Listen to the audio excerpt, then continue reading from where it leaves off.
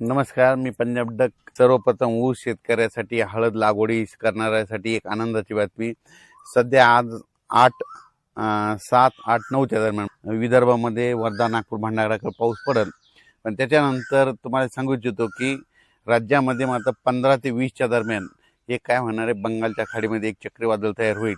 आणि ते चक्रीवादळ काय होईल, एक कर्नाटक आणि महाराष्ट्राच्या ह्या दोन्ही मदत होऊन जाईल. जर महाराष्ट्र आणि कर्नाटकच्या त्या बॉर्डरनं जर गेलं तर त्या गेल्याच्या नंतर काय होईल, कर्नाटकमधून जरी गेलं तरी महाराष्ट्रात त्याचा पाऊस पडणार आहे आणि ते अवकाळी पाऊस पडणार आहे. आणि अवकाळी पाऊस पडला असल्यामुळं महाराष्ट्रामध्ये 15 मे ते 20 मे दरम्यान चांगला पावसाळ्यासारखा पाऊस पडणार आहे. म्हणून हा अंदाज सर्व शेतकऱ्यांनी लक्षात घ्यायचा. मग ते सांगायचं झालं तर पाऊस नांदेड जिल्ह्यात खूप पडेल, मग 15 ते 20चा. त्याच्यानंतर परभणी जिल्हा, हिंगोली जिल्हा, यवतमाळ जिल्हा, लातूर जिल्हा, बीड जिल्हा, परभणी जिल्हा, धाराशिव जिल्हा, सोलापूर जिल्हा, त्याच्यानंतर सातारा जिल्हा, त्याच्यानंतर सांगली, त्याच्यानंतर कोल्हापूर, त्याच्यानंतर कोकणपट्टी पूर्ण, त्याच्यानंतर पुणे, अहिल्यानगर, श्रीगोंदा, दौंड ह्या पट्ट्यामध्ये चांगला पावसाळ्यासारखा पाऊस पडणार आहे. त्याच्यानंतर ती पाऊस उत्तर महाराष्ट्राकडे देखील राहील. म्हणजे उत्तर महाराष्ट्राकडे नंदुरबार जिल्हा, धुळे जिल्हा, जळगाव जिल्हा, संभाजीनगर, जालना जिल्हा ह्या परिसरात देखील मग 15 ते 20च्या दरम्यान तर चांगला मोठा पाऊस येईल. म्हणून हे अंदाज सर्व शेतकऱ्यांना लक्षात यायचा.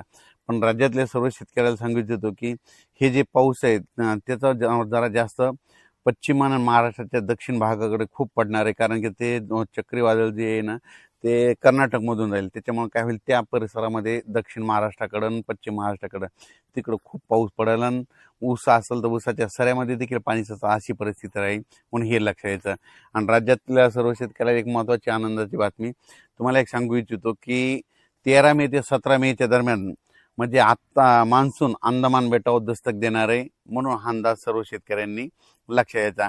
तसं तर 12 मेला समजा दस्तक देईल, पण डिक्लेअर कधी करते त्याच्यावर अवलंबून आहे. मात्र 13 मे ते 17 मेच्या दस्तक दिल्याच्या नंतर यावर्षी वेळेच्या अगोदर म्हणजे 5-6 दिवसानंच पाऊस मात्र दाखल होईल. म्हणून हे लक्षात येतं. म्हणजे आजच्यानं कंप्लीट पेरणीसाठी कंप्लीट 33 दिवस राहिलेले आहेत, पाऊस यायला 33 दिवस राहिलेत. म्हणून हा अंदाज सर्व शेतकऱ्यांनी लक्षात यायचा आणि आपण आपल्या शेतीची कामे करून घ्यायची. आज जे 6 मे, आज देखील 6 मेच्या दरम्यान तुम्हाला सांगतो विदर्भामध्ये इकडं उत्तर महाराष्ट्रात 1-2 ठिकाणी, विदर्भात देखील बऱ्याच ठिकाणी आज देखील मान्सूनपूर्व अवकाळीच्या सरी बरसतील. म्हणून हे अंदाज लक्षात यायचा. आणखीन म्हणजे हे वातावरण उद्या 7, 8, 9 3 दिवस असंच वातावरण वेगवेगळ्या भागात विखुरलेल्या स्वरूपाचा तुरळक ठिकाणी पाऊस पडेल. म्हणून हे देखील लक्षात यायचं. आता 15 मे ते 20 मेच्या दरम्यान पाऊस मात्र दक्षिण महाराष्ट्र आणि मराठवाड्याकडे आणि उत्तर महाराष्ट्राकडे चांगला स्वरूपाचा, मुंबई देखील पुणेकरांना पाऊस पाहायला भेटेल, मुंबईवाल्यांना गरमीपासून दिलासा भेटेल, पुणेकरांना दिलासा भेटेल. म्हणून हे अंदाज मुंबई पुणेकरांनी देखील अंदाज लक्षात यायचा. पुणे जिल्ह्यातल्या शेतकऱ्यांनी देखील अंदाज लक्षात आणि आपण आपलं नियोजन लावायचं. आणि 2026ला तुम्हाला एक सांगू इच्छितो, यावर्षी पाहू शकता आत्ताच म्हणजे कोकिळे आहेत बघा तुम्ही वरती तिथं हे करतात. म्हणजे याचा अर्थ चाहूल लागली. म्हणजे यावर्षी आत्ता सध्या देखील बंगालच्या खाडीमध्ये अंदमान बेटामध्ये ढग जमायला सुरुवात झाली. म्हणजे मान्सूनसाठी पोषक वातावरण बनत चाललंय. म्हणून मी म्हणतो 13 ते 17च्या दरम्यानच मान्सून अंदमान बेटावर दस्तक देणार आहे आणि तिथून ते प्रवास मग हळूहळू सुरू राहील. म्हणून हे देखील लक्षात घ्यायचं. जसा जसा पाऊस पुढे येईल तसे मेसेज दिलेच जातील. यावर्षी शेतकऱ्याला सांगू इच्छितो की यावर्षी चांगला पाऊस येणार आहे, पिकं चांगली येणार आहे.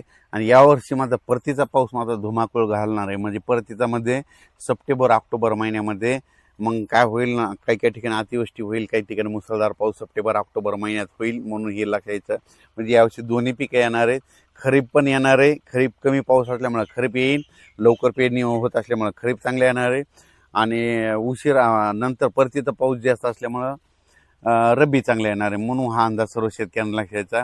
राज्यात मात्र आणखीन 3 दिवस म्हणजे 7, 8, 9च्या दरम्यान विखुरलेल्या स्वरूपाचा ते पाऊस पडणार आहे. ते तुम्हाला सांगू सगळ्यात जास्त विदर्भाकडेच असणार आहे. पूर्व विदर्भ, पश्चिम विदर्भ, वर्धा, नागपूर, भंडारा, गोंदिया, चंद्रपूर, यवतमाळ, वाशिम, हिंगोली, त्याच्यानंतर नांदेड, परभणी, त्याच्यानंतर लातूर, धाराशिव, जालना, बीड ह्या पट्ट्यामध्ये असाच सोलापूर, सांगली कोल्हापूर ह्या पट्ट्यामध्ये हे ते पाऊस असणार आहे, म्हणून हा अंदाज लक्षात यायचा.